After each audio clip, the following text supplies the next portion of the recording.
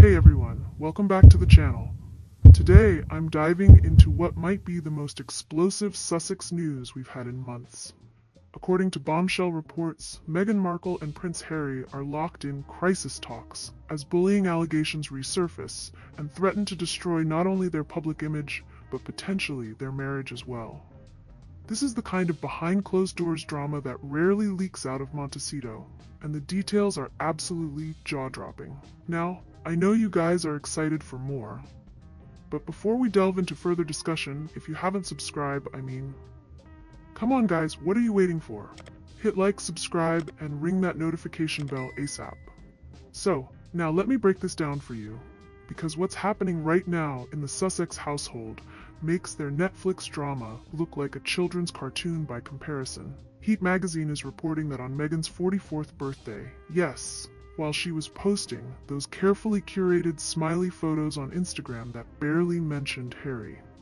Behind the scenes, the couple was actually having intense discussions about how to handle the latest wave of bullying allegations that simply won't go away.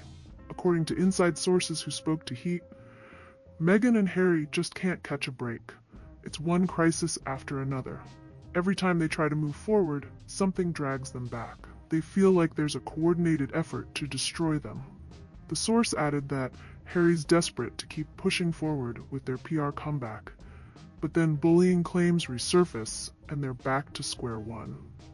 What makes this story particularly fascinating isn't just the resurfacing of the bullying allegations, it's how the couple is reportedly at complete loggerheads over how to respond to them.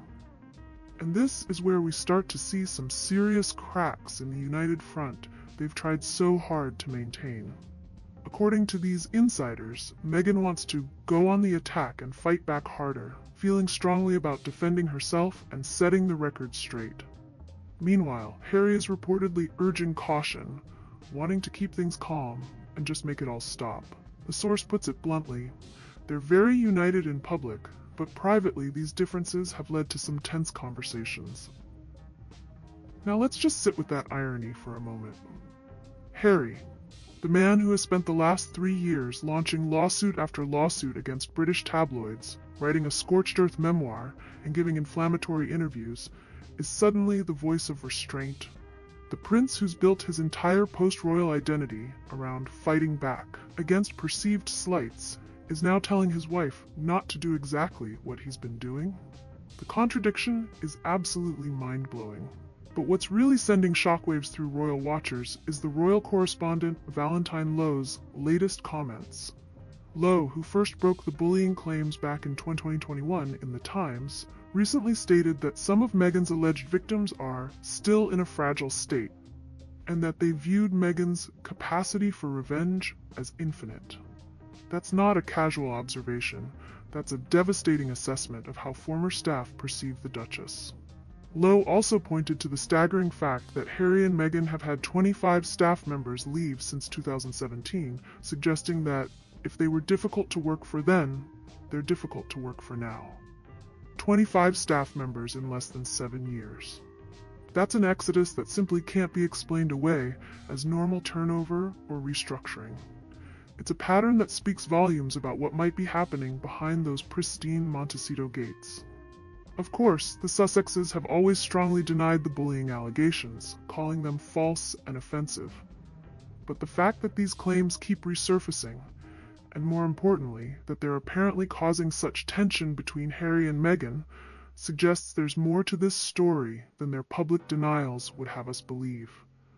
What's particularly telling is how this internal conflict is reportedly affecting their marriage. The source claims that Meghan is deeply upset that these allegations are being dragged up yet again. She feels like no matter what she says or does, people are determined to believe the worst about her. They add that while Meghan prides herself on being a strong person, even she admits that this constant cycle is wearing her down. This gets to the heart of Meghan's fundamental problem, what I've been saying for years now. She has a serious likability, trustability, and relatability issue. When people don't like, relate to, or trust you, they're not going to believe what you're selling, whether that's a lifestyle brand, a Netflix show, or your side of a bullying story. It's PR 101, And yet Meghan seems incapable of addressing this core issue that continues to plague her public image. Instead of looking inward and considering why these perceptions persist, the Sussexes apparently believe they're victims of a coordinated effort to destroy them. It's always someone else's fault, always a conspiracy, always a smear campaign. There's never any acknowledgement that perhaps, just perhaps, their own actions and behavior might be contributing to these persistent negative narratives. The timing of these crisis talks couldn't be worse for Harry, who, according to the same sources, is under huge pressure to rebuild relations with his family. The insider claims that Harry worries that every public fight just makes that harder. The royals don't want to take any chances with Meghan. They see her as unpredictable, especially with all these scandals blowing up. They don't trust her. This puts Meghan in an impossible position, caught between protecting her own reputation and supporting Harry's apparent desire to mend fences with his family. The source says Meghan has been confiding to friends how lonely that can feel, which is a remarkable admission for someone who always projects absolute confidence and control. But here's where I have to call out the absolute absurdity of this victim narrative. Everything that Meghan is experiencing, every challenge, every criticism, every damaged relationship stems directly from her own actions and words.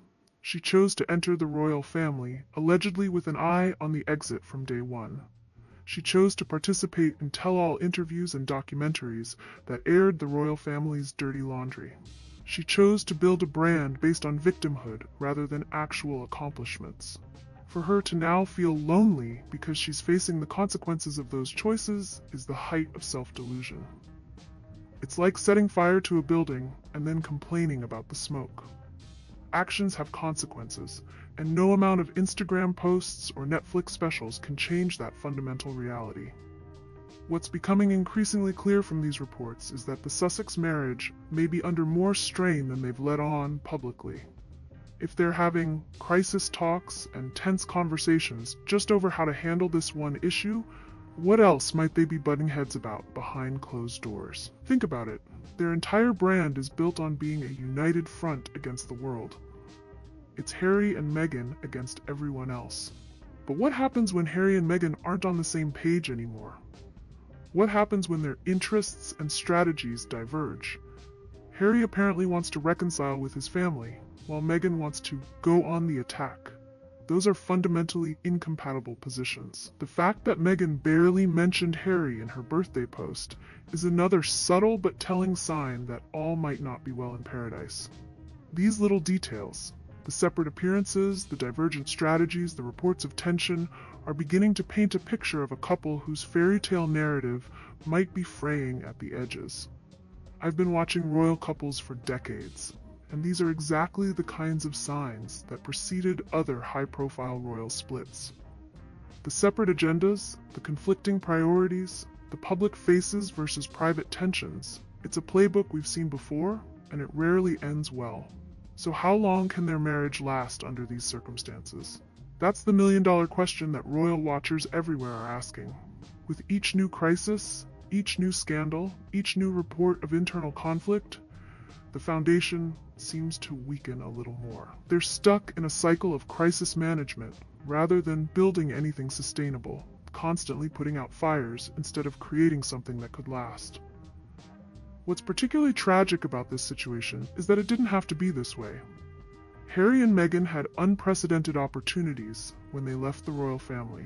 A clean slate, global name recognition, powerful connections, and significant financial resources.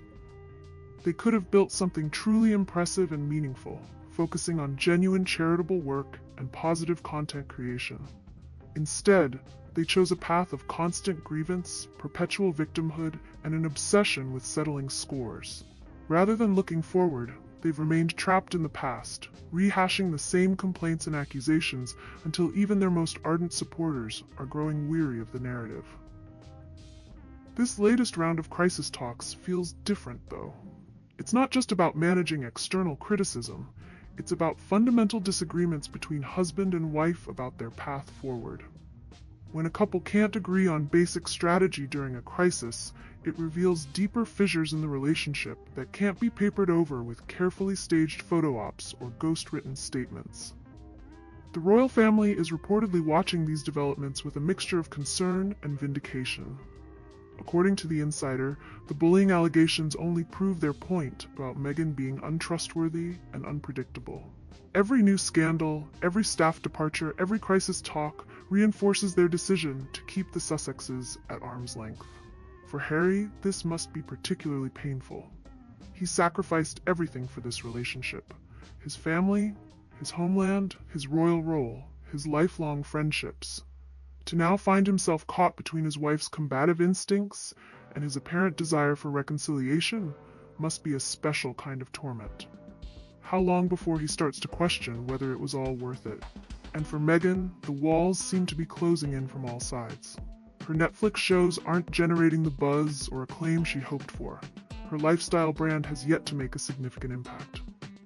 Her podcast was dropped by Spotify, and now her husband apparently disagrees with her on how to handle the very bullying allegations that strike at the core of her carefully constructed image as a compassionate, empowering figure. The next few months will be critical for the Sussex marriage. If they can't find common ground on this issue, what hope do they have for navigating the even bigger challenges that lie ahead? With Harry's pending lawsuits, Meghan's business ventures, and the constant scrutiny of the global media, the pressures will only increase.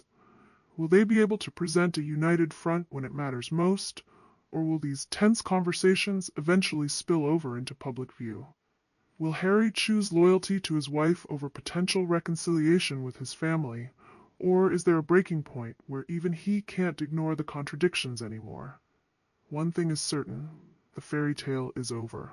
What we're seeing now is the messy, complicated reality of two strong-willed individuals with competing priorities trying to navigate an impossible situation largely of their own making. The glossy veneer has cracked, revealing the tensions and disagreements that have probably been there all along, hidden beneath carefully crafted public statements and strategically released photos. So how long can their marriage really last? Based on these latest reports of crisis talks and fundamental disagreements, I wouldn't be betting on another fairy tale ending.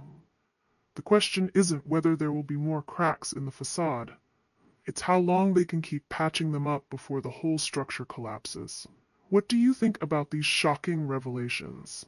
Do you believe Harry and Meghan can weather this storm, or are we seeing the beginning of the end? Drop your thoughts in the comments below. I read every single one, and your insights might be featured in my next video as this drama continues to unfold. Don't forget to like, subscribe, and hit that notification bell for all the latest updates on this royal crisis. This is your friendly neighborhood critic signing off. Until next time, ta-ta, and bye for now.